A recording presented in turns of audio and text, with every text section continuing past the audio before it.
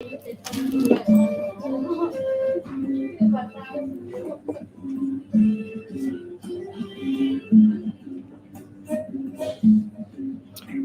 hello. It is time. It is time to get back onto the lives, and it's time to share more of the syntropic wisdom, the good gospel. And I'm just excited that I have the opportunity to collaborate with Earth Heroes TV, where all this in more depth is stored and shared, everything to do with awakening our sovereignty. Some of you may know that I have successfully released a beautiful, beautiful workshop called the Awakening Sovereignty Workshop. It's a mini workshop, and it's just a great introduction. If you're new to this topic, you may just want to grab this link. I'll quickly put it in the chat. What we what we're about to dive into today is, what does the ancient indigenous lifeways and teachings, what do they have to do with awakening sovereignty? I'm also putting here the ignition post that actually is the foundation to this little broadcast that I'm creating. Here's the link to the workshop space. If you felt attracted, you can just follow up on that. But particularly today, I have an ignition post that is all about, what do ancient indigenous perspectives have to do with awakening sovereignty? Well, pretty much everything. And a lot of this has to do is that we've been confounded in our language, and we've all been born in the world of the language that we've all commonly used as our form of relating. I've started a beautiful club for people to join in around, where we go in depth into the pulling apart of the cult programming. And the best way to do that is to observe what indigenous language structures and syntax have always been based on. And what we can see through the English language is that we have a very strong noun-based language. A lot of fantasies included in that are also nouns, like the queen. Well, such a concept is a man-made idea that is not a living reality. And so I shared in this beautiful post that I put up across my Facebook and other places, but I put it here in the description as well, that the indigenous perspectives were of the natural order, were of a natural way of relating to life, the understanding and understanding of the interconnectedness of all living things, the relationships to all our relations. And when we translate indigenous native tongues back into English, or forward into English, if we want to call it that, we may very well find that a lot is actually going amiss, and a lot is being lost in translation. And what today is really about is that we've been confounded in our language, and this has been going on since a very, very long time. But particularly in the Awakening Sovereignty Foundations workshop that I mentioned, there is an in-depth sharing around how English was formed. And I will just give you one name that you may want to Google.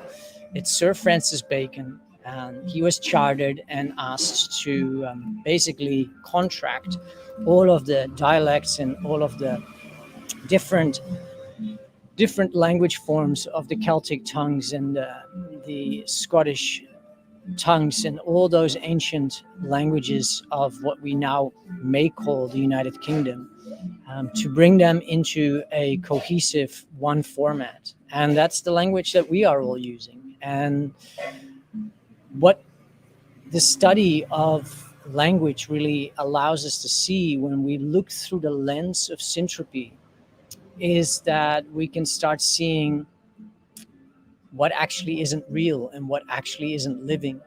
And without a language contrast that allows us to feel again what the natural order is really about, what natural justice therefore is about, and therefore also the recognition of what real sovereignty is contained in, we we're stabbing in the dark. And so I'm starting a very exciting project for the next 3 months. It's called the Awakening Sovereignty Language Club. And if you're interested, just drop a line in the comments, say a yes, say a hey, give it a love heart. Look on my profile. I'll put a link in the description later on. But in this club and this group, this small pilot group that I've started, we're going to be really delving into the language, and the language that you use, the language that I use, and the language, how we use it. And what really is beautiful about the syntropic orientation that I bring to this conversation and this inquiry and the discovery is that we can measure and again feel whether the language that we are witnessing or hearing other people speak or that we are using ourselves actually is what I would say full reality. We can never ever speak full reality totally. And at the same time, there is an opportunity for us to train ourselves to use language more to the essence of what it is that we're feeling and what we're thinking in order to consciously create with more impact and more effect. And there's a lot that we're going to be diving into tomorrow morning, Bali time, which is 8 p.m. EST in New York. And one of the things is we're going to go to the roots of certain words and what they actually really mean. And that when we look into the English language and we study the etymological lines, we can actually retrieve that there is so much still rooted in connection to the living world, but our understanding and our comprehension of it hasn't been given that in our own day-to-day life. And that's because, of course, all the cult programming. Now, what particularly becomes perceivable by looking through this lens of syntropy are all the deceptions, all the false narratives, and all the programs that have become normal in our Western and, colonized mindsets. But normal doesn't necessarily mean that therefore it's natural. And in my discovery and my return to this awareness of how language is so foundational to how we see ourselves, how we relate to each other, how we communicate, how we express ourselves. And having been born in this corporatized structural world that is full of language syntax that is all based on contracts, we get an opportunity to really look at that because we create a contrast with this lens of syntropy. And today I just wanted to give a brief introduction to what is all happening. I'm going to do regular Awakening Sovereignty broadcasts and updates in relationship to what we're discussing in the club and what the outcomes and what the findings have been and what the beautiful topics are that are being brought forth and that I can bring to the table, that once we have a contrast, once we have a different way of relating to certain word and language use, if that form of language use actually isn't true language use, the beautiful thing is then we can upgrade and up-level and actually unsubscribe from ineffective language use and starting to navigate ourselves with language that actually more articulately expresses what it is that we're really feeling. Now, one of the guarantees that I feel that I can put out for people that are joining and have joined this club is that there is an ability to feel language again. This has a lot to do with the foundations that I've laid through the mini workshop. The link's in the description. Go check it out. It has a lot to do with our will. And our will is intimately tied to our sense of our own self-sovereignty. And how we can start recultivating the effective use of our will is actually by rediscovering how we can start willing ourselves to feel again. And with that, also feel the truth in language. Now, one relevant distinction that I feel is really beneficial to share is that syntropy and the lens thereof takes you out of judgment. And when you can look at the distortions and the deceptions and the non-truths and the lies from a place of pure observation without getting triggered or without feeling that we need to go into blaming or shaming somebody for it, we actually get access to perceiving that which is not real and that which is a fantasy for what it is. Now, that may sound very simple, but most people, and myself included, have for the longest time seen untruths, seen lies, seen deceptions, and gotten from within ourselves that sense of like, we're being lied to, it's a deception.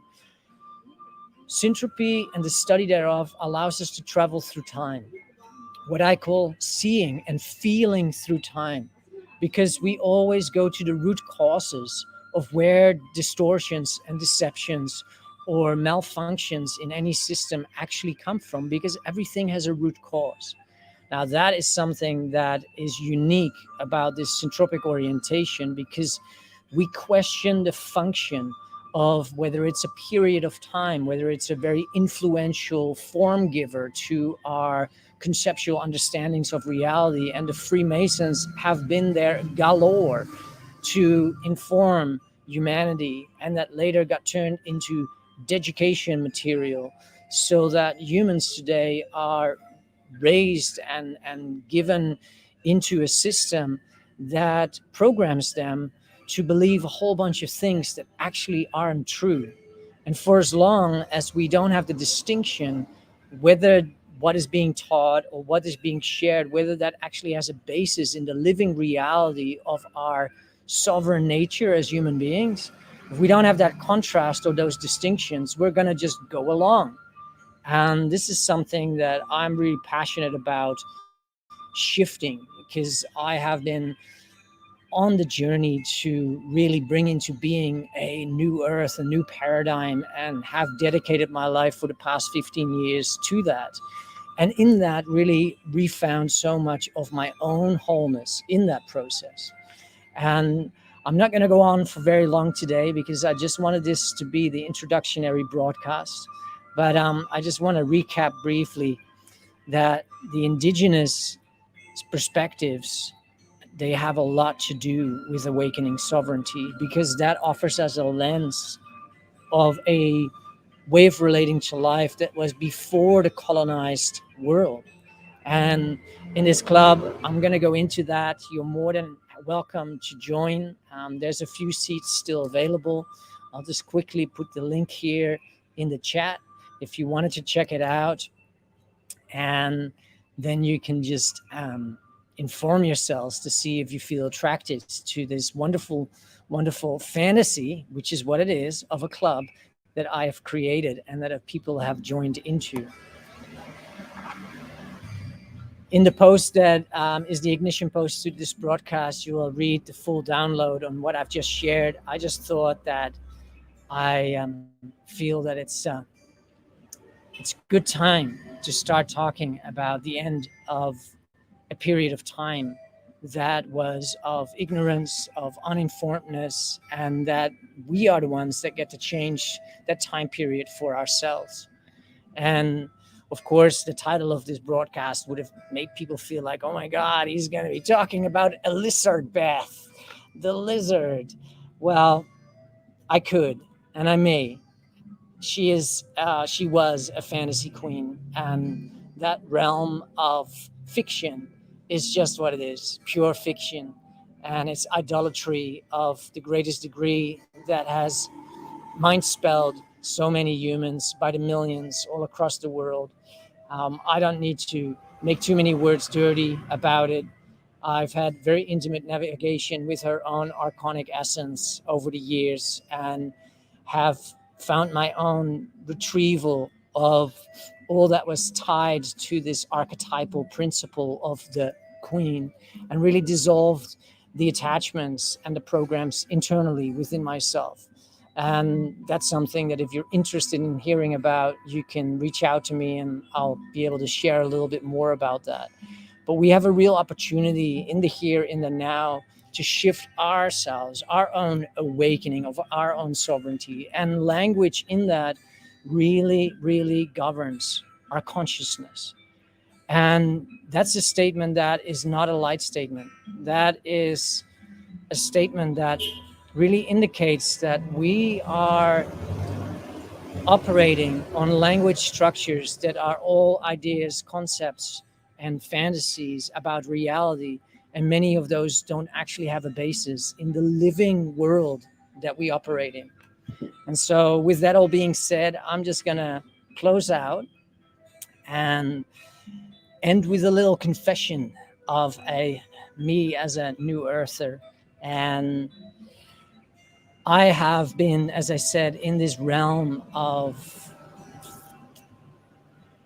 new earth orientations for a very, very long time. Many of you may know that I've been a strong voice for a different way of relating to reality. I'm offering a perspective through the lens of syntropy that I think really, really benefits people, because it is about reclaiming our sovereignty through indigenous lifeway understandings. And I just want to thank you for being here today. And I will look forward to sharing more on these Awakening Sovereignty broadcasts that are going to be coming out as the club rolls out over the next 3 months. I'm going to say ciao for now, and I look forward to hearing from you. Please just leave a comment, connecting with me if you're interested to hear more. And of course, share these messages out. Share videos like this out to your groups. Share what you feel benefits other people also hearing. And this is just a short introduction. There's so much more that I would love to dive into. That's all kept for another day and another time. Choo-choo.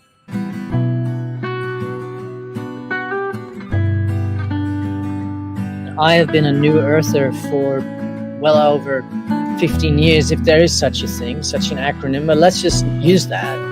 For me, it's always addressing the root cause and finding the root cause of the challenges that we face. And so I can empathize a lot with what people are struggling with, because our heart is saying this world isn't a true world.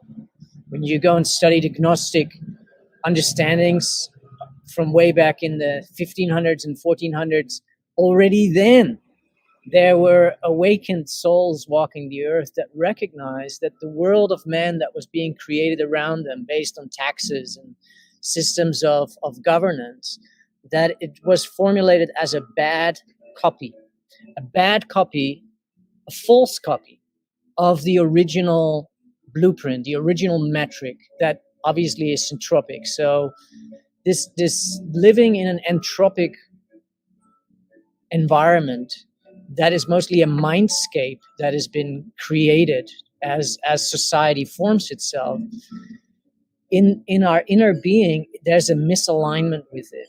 And it's only when we reclaim our own host role and when we reclaim and restore our own wholeness, in my own experience, that we really get a way out of that. And one of the challenges for me in that sense around money was that in order to financially break free, so to speak, and stay true to my own heart, I felt I had to participate in the bad world, in the world that I've found to be a matrix of programs and beliefs and orientations that I had unresolved frequencies around.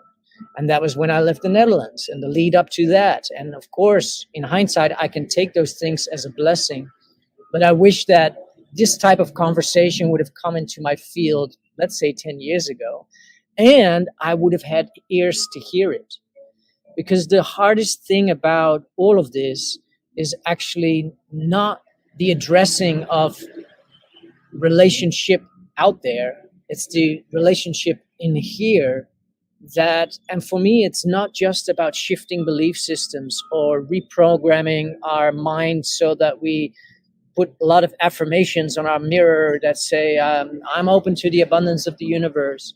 There is a realignment with our inner truth. And over that inner truth has set for me a lot of hurt and a lot of pain and a lot of burden. And I was not willing to feel that. And what I instead did, I just became a new earther, and I dreamt a beautiful dream, and I lived a courageous and bold and unique life and walked a very narrow path, but was it filled with abundance? No, there was always just enough, and that's fine. But does it provide me with the more relevant comforts, like my own shelter, that I don't have to figure out how I'm going to put the rent together over the next 6 months, or all those thoughts? And a lot of my journey started shifting when I started this path of awakening sovereignty, looking at the language programs, and really starting to slowly recognize that I was orientating myself in a disempowered way because of that hurt, but my language that I used because of that was not aiding me. And so I stopped also saying after a while, I can't, or I don't know, or the sentences that were based on I need this. Once I studied syntropy, I realized the original metric, the original blueprint, is based on abundance. And what sits in the way of that is programming, but that programming is held by my stories that I was still barking up against within myself. And that had very much to do with the world of man, with the dissatisfaction and the resentment, really the resentment towards the matrix. And that's a toxic brew. It's, it's nice to dream about a new civilization and a new generation that changes the direction as to where we're all going collectively. But if underneath that there is a resentment that drives that vision, well, you can't generate abundance out of a toxic soil environment. It doesn't really work.